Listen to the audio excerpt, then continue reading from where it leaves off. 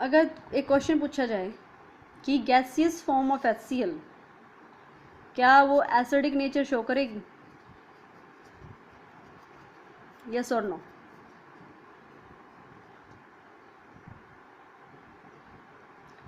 कोई भी एसिड या कोई भी बेस एसिडिक या फिर उसका बेसिक नेचर कब शो करता है? जब उन्हें हम डिसॉल्व करते हैं वाटर के अंदर, या फिर हम कह सकते हैं कोई भी एसिड या कोई भी बेस एसिडिक और बेसिक नेचर कब शो करता है? जब उसका सॉल्यूशन क्या हो? एक्वस मीडियम में हो। ठीक है, ऐसा क्यों? एसिडिक नेचर या फिर बेसिक नेचर? एसिडिक नेचर किसकी वजह से होता है? H पॉजिटिव आयन रिलीज करने की वजह से। और किसी भी बेस का बेसिक नेचर किस वजह से होता है? When it releases OH negative ion. ठीक है, सो और ये रिलीज कब होते हैं? जब हम इन्हें डिसॉल्व करते हैं वाटर के अंदर। अगर वाटर सॉल्वेंट लें तभी ये आयंस रिलीज होते हैं। ठीक है, तो अगर हमारा अनहाइड्रस एसिड या बेस है तो वो एसिडिक या बेसिक नेचर शो नहीं करेगा। सेकेंड थिंग आती है कंडक्टिविटी की। ठीक है, कंडक्टिविटी क्या होती है? To let away, to pass away heat, electricity through a medium. ठीक है, मतलब इलेक्ट्रिसिटी किसी भी मीडियम के थ्रू पास हो सके या फिर हीट किसी भी मीडियम के थ्रू पास आउट हो सके, उसको हम उसकी बोलते हैं conductivity. To ability of a metal बोलो या फिर हमारे पास किसी भी सॉल्यूशन की बोलो। ठीक है, तो एसिड की कंडक्टिविटी या बेसिक की कंडक्टिविटी, बेसिस की कंडक्टिविटी किस पे डिपेंड करती है? आयंस के डिसोशिएशन पे। ठीक है, किसी भी सॉल्यूशन की कंडक्टिविटी, जैसे एसिड, लेड एसिड बैटरी है तुम्हारी, इन्वर्टर बैटरी, उसके अंदर करंट कैसे फ्लो करता है? जो हमारा वहाँ पे एसिड का सॉल्यूशन है उसके थ्रू करंट फ्लो करता है। और उस एसिड के सॉल्यूशन में क्या है? H पॉजिटिव और SO4 2 नेगेटिव आयंस है ना। तो करंट को फ्लो करने में, करंट को पास होने में कौन हेल्प करता है यहाँ पे? ये आयंस। आयन किसे बोलते हैं? जो भी पॉजिटिवली और नेगेटिवली चार्ज स्पीसीज हैं उनको हम बोलते हैं आयंस। पॉजिटिवली चार्ज स्पीसीज को बोलते हैं कैटायन और नेगेटिवली चार्ज स्पीसीज को बोलते हैं एनायन। ठीक है, तो एसिड की कंडक्टिविटी और बेस की कंडक्टिविटी भी किस पर डिपेंड करती है? जब वो आयंस के अंदर डिसोशिएट होगा। और आयंस के अंदर डिसोशिएट कब होगा? जब हम उन्हें डिसॉल्व करेंगे वाटर के अंदर। तो अनहाइड्रस एसिड या फिर anhydrous base want conduct electricity, electricity को कंडक्ट नहीं करेंगे। ठीक है, तो गैसियस फॉर्म ऑफ HCl अगर हम अनहाइड्रस ले रहे हैं, मतलब एयर के अंदर मॉइस्चर प्रेजेंट नहीं है, तो ना ही वो इलेक्ट्रिसिटी को कंडक्ट करेगी, ना ही वो एसिडिक नेचर शो करेगी। कोई भी एसिड, कोई भी बेस अनहाइड्रस फॉर्म में, अनहाइड्रस फॉर्म किसको बोल रहे हैं? हमने एक वर्ड यूज़ किया है अनहाइड्रस। ठीक है, अनहाइड्रस, अनहाइड्रस का मतलब वो होता है एब्सेंस ऑफ वाटर। ठीक है, वाटर मॉलिक्यूल्स। ठीक है, तो अगर हमारा कोई भी एसिड या कोई भी बेस अनहाइड्रस है या फिर हम कहें वहाँ पे वाटर की प्रेजेंस नहीं है, तो वो ना ही कंडक्टिविटी शो करेगा और ना ही वो अपना एसिडिक नेचर या बेसिक नेचर शो करेगा। Is that clear? उसके बाद है pH स्केल। इंडिकेटर्स हमने पढ़े थे, राइट?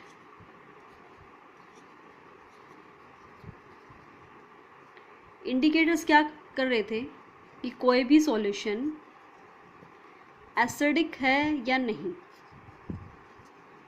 या फिर बेसिक है या नहीं, सिर्फ इतना बता रहे थे। कोई भी सॉल्यूशन एसिड या बेस है या नहीं, ये बात किसने बताई हमें? इंडिकेटर्स ने। वो कितना एसिड है, मतलब उसकी क्वांटिटेटिव एनालिसिस उसने नहीं की। कोई भी एसिड कितना एसिडिक है, स्ट्रॉन्ग है, वीक है, कितना स्ट्रॉन्ग है, कितना वीक है, ये चीज़ जो है हमारे इंडिकेटर्स ने नहीं बताई। सो उसके बाद एस सोरेनसन एक साइंटिस्ट थे,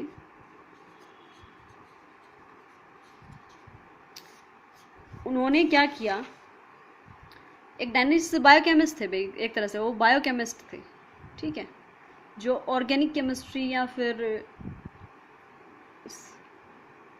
ऑर्गेनिक कंपाउंड्स की स्टडी करते हैं। तो उन्होंने ट्राई किया कि वो चाहते थे कि अपनी बियर की एसिडिटी को वो स्केल कर सकें, कि उसकी जो बियर है वो कितनी एसिडिक है, कितनी बेसिक है, ठीक है। इसके चक्कर में उन्होंने एक स्केल इन्वेंट किया, उसका नाम था पीएच स्केल, ठीक है। बैठे थे अपने घर पे, सोचा, पी रहे होंगे बियर बैठे बैठे, तो सोचा इस बियर की एसिडिटी कैसे डिटरमाइन कर सकते हैं हम, ये कितना एसिडिक है, कितना बेसिक है, क्या नेचर है इसका। सो इसके चक्कर में उन्होंने क्या एक स्केल इन्वेंट कर दिया, इसका नाम था पीएच स्केल। पीएच स्केल क्या बताता है कि कोई भी एसिड या कोई भी बेस कितना स्ट्रॉन्ग है और कितना वीक है, ठीक है, या फिर कोई भी सॉल्यूशन, ये पीएच स्केल दोनों चीज़ें बताता है, कोई भी सॉल्यूशन एसिडिक है या बेसिक है या फिर न्यूट्रल है, ठीक है। तो इसकी कुछ कैरेक्टरिस्टिक्स हैं या फिर तुम इसके रूल्स बोल सकते हो इन्हें, क्या हैं। सबसे पहला रूल, जो एसिड्स हैं, जितने भी एसिड्स हैं उनकी पीएच जो होगी वो होगी लेस देन 7। ये नंबर्स याद रखो, पीएच स्केल कहाँ से कहाँ तक नंबरिंग होती है, वहाँ पे 0 से 14 तक नंबरिंग होती है पीएच स्केल के ऊपर, ठीक है। जैसे मान लें कि तुम्हारा पीएच स्केल है, नंबरिंग है 0 to 14, बीच में यहाँ पे एक 7 होता है, ठीक है। सो जिनकी भी पीएच लेस देन 7 है उनको बोल दिया एसिड। हम कैलकुलेट करेंगे पीएच कैसे कैलकुलेट करते हैं, ठीक है। एग्जैक्ट पीएच तो हम पीएच मीटर यूज़ करके करते हैं, पीएच मीटर जो है उसको यूज़ करते हैं। अब तो डिजिटल पीएच मीटर्स आ गए, सॉल्यूशन के अंदर पीएच मीटर के जो हमारा सेल है उसको डिप करो, स्क्रीन पे तुम्हें पीएच उसकी पता चल जाएगी, ठीक है। तो सबसे पहले देखते हैं, जितने भी एसिड्स हैं उनकी पीएच होती है लेस देन 7। जिसकी पीएच 7 होती है, पीएच अगर क्या हो इक्वल टू 7, वो होते हैं हमारे न्यूट्रल सॉल्यूशंस, ठीक है। जिनकी पीएच ग्रेटर देन 7 होती है, 7 to 14, 7 से ज़्यादा होती है, जिनकी पीएच क्या हो ग्रेटर देन 7, उनको हम बोलते हैं बेस, ठीक है। इतना क्लियर है। जितने भी एसिड्स हैं उनकी पीएच कहाँ कितनी होती है, less than 7, that is 0 to 7 होती है, उनको बोलते हैं एसिड्स। जिनकी पीएच 7 होती है उनको बोलते हैं वो न्यूट्रल सॉल्यूशंस हैं, और जिनकी पीएच का क्या हो 7 से ग्रेटर, दैट इज़ 8 to 14, उनको हम बोलते हैं बेसिस। इतना क्लियर है। अब कितना स्ट्रॉन्ग एसिड है, कितना स्ट्रॉन्ग बेस है, ये कैसे डिफाइन करोगे।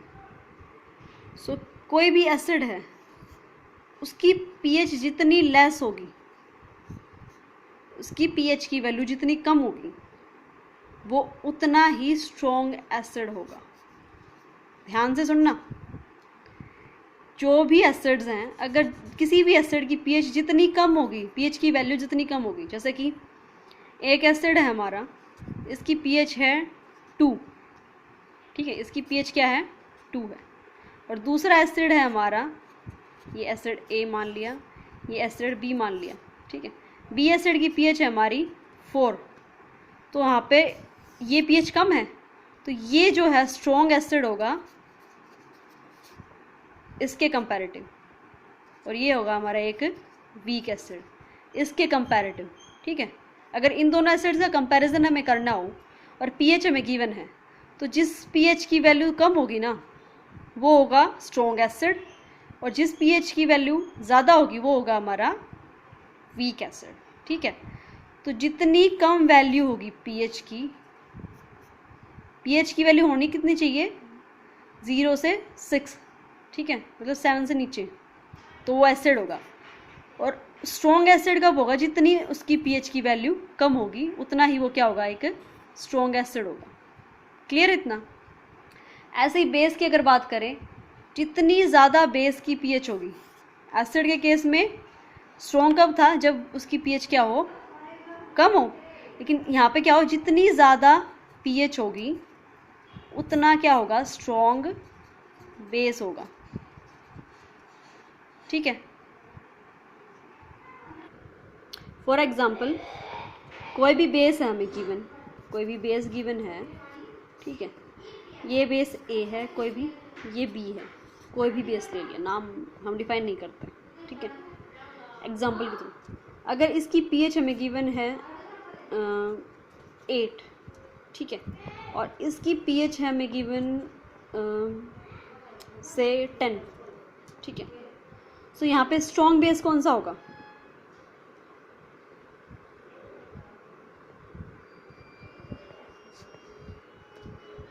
जिसकी पीएच ज़्यादा होगी वो क्या होगा, स्ट्रॉन्ग बेस होगा, ठीक है, और जिसकी पीएच जितनी कम होगी उतना स्ट्रॉन्ग एसिड होगा। इतना क्लियर है। सो पीएच स्केल जो है क्या डिफाइन करता है, हाउ मच एसिडिक और how much basic is our solution is, whether it is neutral, acidic, basic, ये तो बताता ही है, साथ ही साथ क्या बताता है, कितना एसिडिक या कितना बेसिक हमारा सॉल्यूशन है, ये भी हमें बताएगा। उसके बाद आते हैं यूनिवर्सल इंडिकेटर्स। यूनिवर्सल इंडिकेटर्स क्या करते हैं, ये भी पीएच स्केल को ही, इसकी फर्दर जो है इम्प्रूवमेंट है पीएच स्केल की। क्या करते हैं, ये होती है एक पेपर स्ट्रिप होती है, कुछ नहीं होता यूनिवर्सल इंडिकेटर, ठीक है, एक पेपर स्ट्रिप होती है, फिल्टर पेपर की एक स्ट्रिप निकाल ले, ठीक है, और उसके ऊपर एक लिक्विड होता है यूनिवर्सल इंडिकेटर का सॉल्यूशन, उसको अगर हम स्प्रेड कर दें, ठीक है, तो हमारा यूनिवर्सल इंडिकेटर तैयार हो जाएगा। तो यूनिवर्सल इंडिकेटर जो है डिफरेंट कलर देता है,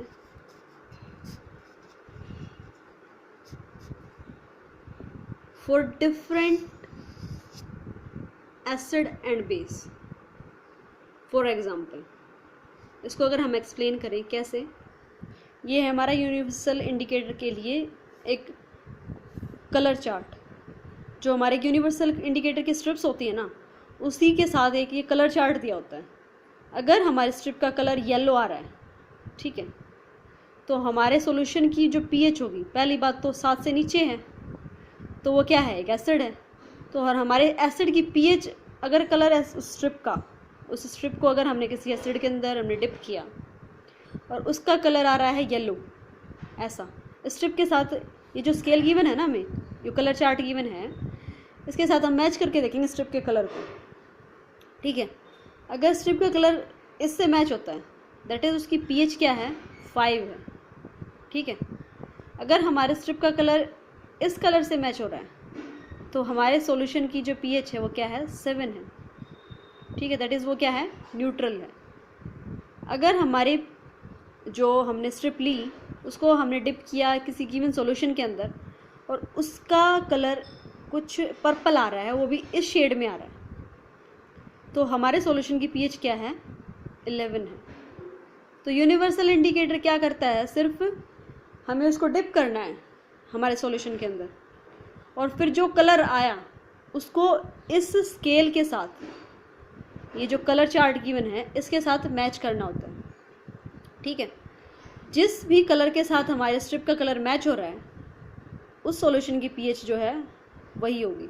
ऊपर हमारी पीएच गिवन होती है, ये कलर्स गिवन होते हैं, ठीक है, और हमें सिर्फ उस स्ट्रिप का कलर जो है इस गिवन स्केल के साथ मैच करना है, और हम क्या कर पाएंगे, ईज़िली एक एवरेज जो है पीएच जो उसकी सॉल्यूशन की बता कर पाएंगे।